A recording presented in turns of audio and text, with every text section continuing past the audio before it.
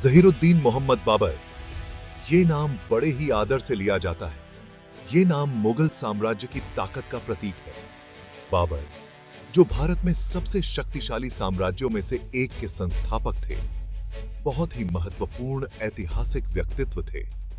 1493 में जन्मे बाबर तैमूर के वंशज थे, जो फारस और मध्य एशिया के खूंखार विजेता थे। उनका वंश मंगोल और तुर्क वंश का मिश्रण था, एक शक्तिशाली मिश्रण जो महान योद्धाओं और शासकों की विरासत को आगे बढ़ाता था।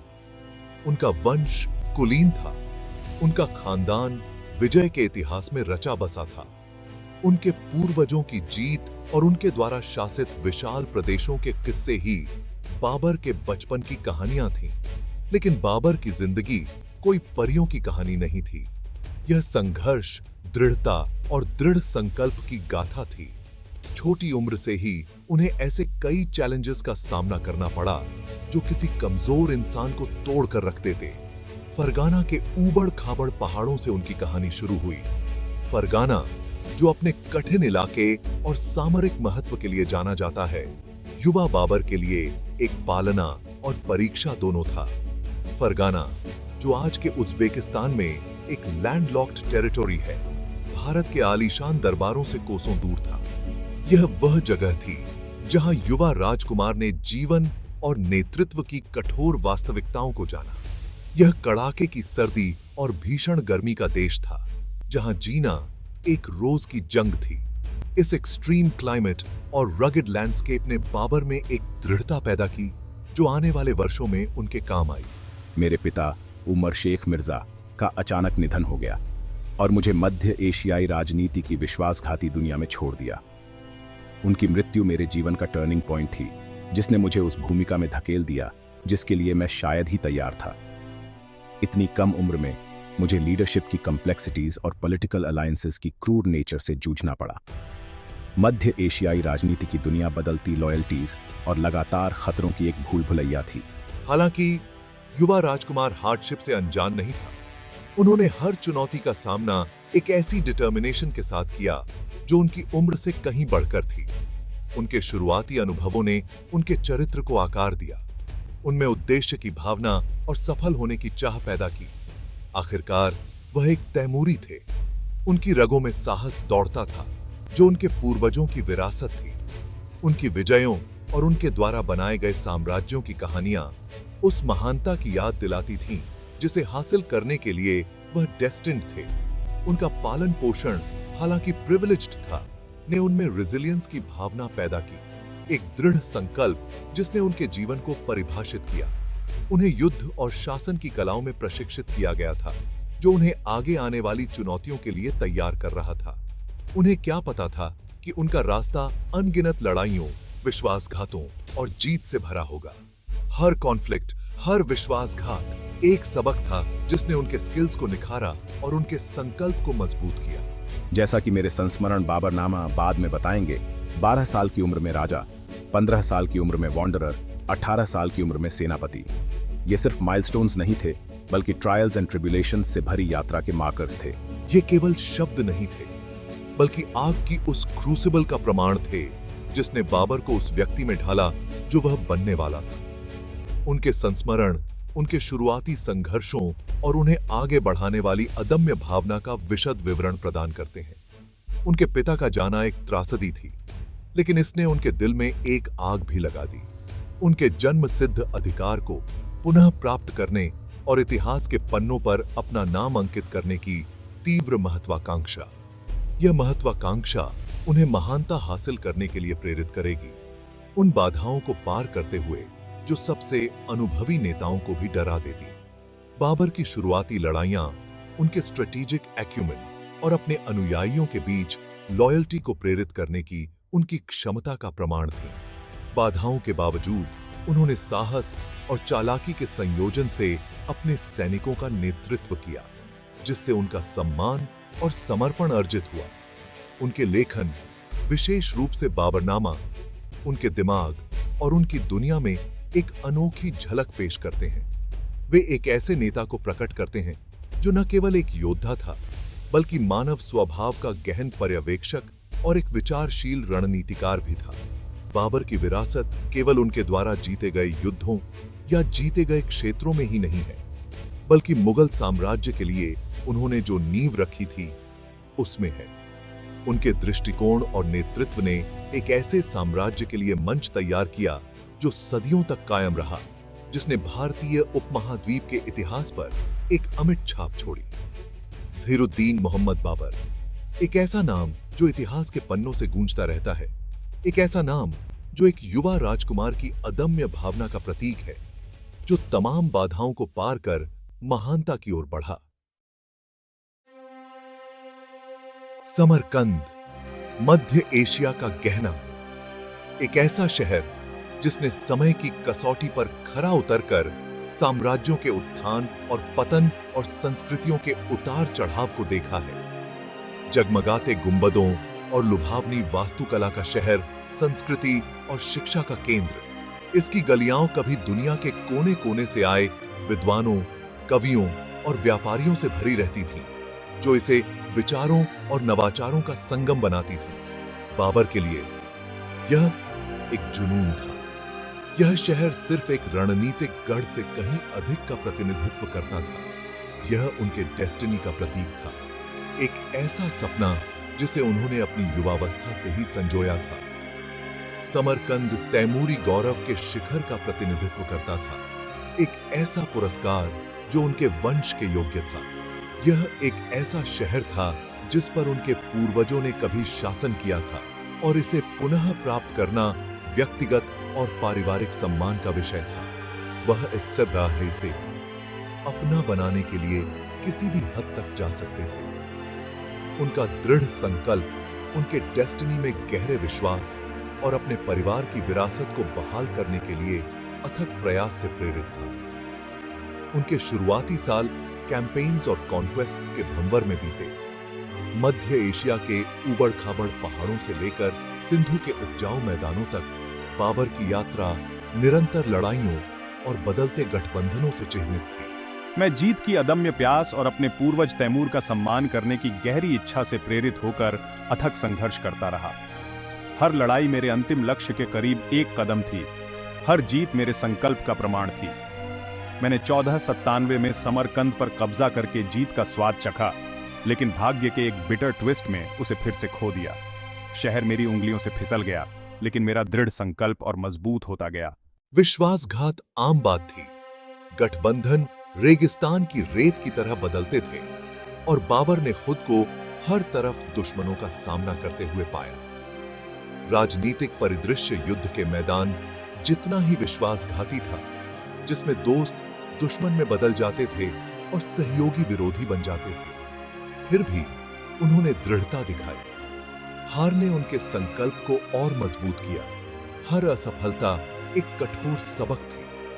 वह समझ गया था कि लचीलापन ही कुंजी है, और हर विफलता मजबूत और समझदार बनने का अवसर है। उन्होंने मध्य एशिया के अनफॉरगिविंग मैदानों में युद्ध की कला में महारत हासिल करते हुए एक सैन्य कमांडर के रूप में अपने कौशल का सम्मान किया। उनकी रणनीतियां अधिक परिष्कृत होती गईं। उनकी रणनीति अधिक परिष्कृत होती गई, और उनका नेतृत्व अधिक प्रेरक होता गया। उसने अडैप्ट होना, स्ट्रेटेजाइज करना, एडवर्सिटी को एडवांटेज में बदलना सीखा। युद्ध की गर्मी में अपने पैरों पर सोचने और त्वरित निर्णय लेने की उनकी क्षमता उनकी सबसे बड़ी ताकत बन गई। उनकी सेना, हालांकि अक्सर आउटनंबर्ड होती थी, अपने नेता के अटूट दृढ़ संकल्प से प्रेरणा लेती थी। वे उसके विजन में विश्वास करते थे और सबसे खतरनाक लड़ाइयों में उसका अनुसरण करने को तैयार थे। इन सब के बावजूद मेरा हौसला नहीं टूटा। मैंने भाग्य के चंचल हाथ के आगे झुकने से इनकार कर दिया। हर चुनौती मेरे संकल्प की परीक्षा थी। हर बाधा मेरे साहस को साबित करने का मौका थी। मैंने एक पार्टिकुलरली ट्राइंग पीरियड के दौरान लिखा था, मैंने दुनिया के साथ अच्छा नहीं किया है, लेकिन दुनिया ने मेरे साथ और भी बुरा किया है। ये शब्द मेरे संघर्ष का सार, मेरे सामने आई कठिनाइयों और मेरे द्वारा दिखाए गए लचीलेपन का प्रमाण थे। यह अदम्य भावना थी, हार स्वीकार करने से इनकार, जिसने अंततः उनकी सबसे बड़ी जीत का मार्ग प्रशस्त किया। बाबर की यात्रा अब भी खत्म नहीं हुई थी, और उनकी विरासत ने अभी आकार लेना शुरू ही किया था। उनकी कहानी परसिवियरेंस की शक्ति और अदम्य मानवीय भावना का प्रमाण है। 1504 तक बाबर खुद को एक क्रॉस रोड्स पर पाता है। उनका जीवन लड़ाइयों और संघर्षों की एक श्रृंखला थी। हर एक ने उन्हें उस नेता के रूप में आकार दिया जो उन्हें बनना तय था। अपनी मातृभूमि फरगाना से खदेड़े जाने और समरकंद की तलाश में बार बार असफलताओं का सामना करने के बाद उन्होंने अपनी निगाहें दक्षिण की ओर, हिंदुस्तान के प्रसिद्ध धन की ओर मोड़ दी। ऐसा लग रहा था कि उनके पूर्वजों की भूमि हर गुजरते साल के साथ उनकी मुट्ठी से फिसलती जा रही है और भारत का आकर्षण और मजबूत होता जा रहा है। भारत अपने खंडित राज्यों और प्रसिद्ध धन के साथ एक आकर्षक अवसर प्रस्तुत करता था। यह उपमहाद्वीप संस्कृतियों, भाषाओं और धन का एक मोजेक था। प्रत्येक भाग पिछले वाले से अधिक पेचीदा था। इसकी समृद्धि और इसके शहरों के वैभव की कहानियां किसी भी महत्वाकांक्षी शासक को मोहित करने के लिए काफी थी। यह विजय के लिए तैयार भूमि थी, एक ऐसी भूमि जहां एक साहसी नेता अपने साम्राज्य की स्थापना कर सकता था। बाबर ने भारत में न केवल जीतने के लिए एक भूमि देखी, बल्कि एक ऐसा कैनवास देखा जिस पर वह अपनी विरासत को चित्रित कर सके। इसके राज्यों की खंडित प्रकृति का मतलब था कि एक दृढ़ और रणनीतिक नेता उन्हें एक बैनर तले एकजुट कर सकता है। भारत पर आक्रमण करने का निर्णय हल्के में नहीं लिया गया था। बाबर ने अपने सबसे भरोसेमंद सलाहकारों से सलाह मशविरा किया, जोखिमों और पुरस्कारों को तौला। दांव ऊंचे थे और आगे का रास्ता खतरे से भरा था। फिर भी गौरव और धन की संभावना को नजरअंदाज करना बहुत अच्छा था। यह एक जुआ था, अज्ञात में एक जोखिम भरा उद्यम। भारत की यात्रा लंबी और कठिन होगी, जो उनकी सेना और उनके अपने संकल्प की सीमाओं का परीक्षण करेगी। लेकिन बाबर विपत्ति से अनजान नहीं था। उन्होंने पहले भी अनगिनत चुनौतियों का सामना किया था और हर बार मजबूत होकर उभरे थे। बाबर ने उपमहाद्वीप के राजनीतिक परिदृश्य का आकलन करने के लिए स्काउट्स और दूतों को भेजकर सावधानीपूर्वक जानकारी एकत्र की। उसे उन राज्यों की ताकत और कमजोरियों को समझने की जरूरत थी जिन्हें वह जीतना चाहता था। जानकारी का हर टुकड़ा महत्वपूर्ण था। हर विवरण का मतलब जीत और हार के बीच का अंतर हो सकता है। उन्होंने लोदी वंश के बारे में सीखा, जो आंतरिक कलह और विद्रोह से कमजोर हो गया था। सत्ता पर उनकी पकड़ ढीली हो रही थी। दिल्ली के कभी शक्तिशाली शासक अब कमजोर हो गए थे। उनके अधिकार को प्रतिद्वंद्वी गुटों द्वारा चुनौती दी जा रही थी। इसने बाबर को प्रहार करने का एक अनूठा अवसर प्रदान किया। उन्होंने विशाल सेनाओं और शक्तिशाली युद्ध हाथियों, समृद्ध शहरों और उपजाऊ मैदानों के किस्से सुने। भारत के संसाधनों का विशाल पैमाना चौंका देने वाला था। उपजाऊ भूमि प्रचुर मात्रा में फसल का वादा करती थी, जबकि शहर व्यापार और संस्कृति के केंद्र थे जो धन से भरपूर थे। भारत के आकर्षण का विरोध करना बहुत कठिन था। यह अनंत संभावनाओं की भूमि थी, एक ऐसी जगह जहां सपनों को साकार किया जा सकता था। बाबर के लिए यह सिर्फ विजय के बारे में नहीं था, यह कुछ स्थायी बनाने के बारे में था, कुछ ऐसा जो समय की कसौटी पर खरा उतरे। 1524 में काबुल में अपनी शक्ति को मजबूत करने के बाद बाबर अपने भारतीय अभियान पर निकल पड़ा। उसकी तैयारी पूरी थी, उसका हौसला बुलंद था। आगे की यात्रा कठिन थी, लेकिन बाबर सफल होने के लिए दृढ़ था। उनकी सेना कठोर दिग्गजों और वफादार अनुयायियों की एक दुर्जेय सेना उनके साथ मार्च कर रही थी। ये वे लोग थे जो अनगिनत लड़ाइयों में उनके साथ कंधे से कंधा मिलाकर लड़े थे। वे लोग जो उनके दृष्टिकोण में विश्वास करते थे और एक नए साम्राज्य के उनके सपने को साझा करते थे। उन्होंने विश्वासघाती पहाड़ी दर्रों को पार किया, चिलचिलाती रेगिस्तानों को पार किया।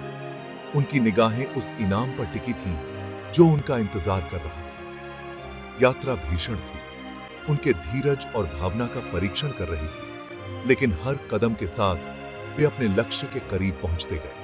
बाबर के लिए यह सिर्फ विजय से कहीं अधिक था। यह एक नई विरासत बनाने, अपने वंशजों के लिए एक स्थायी साम्राज्य बनाने का मौका था। उन्होंने एक ऐसे दायरे की कल्पना की जो संस्कृति, समृद्धि और शक्ति का प्रतीक होगा।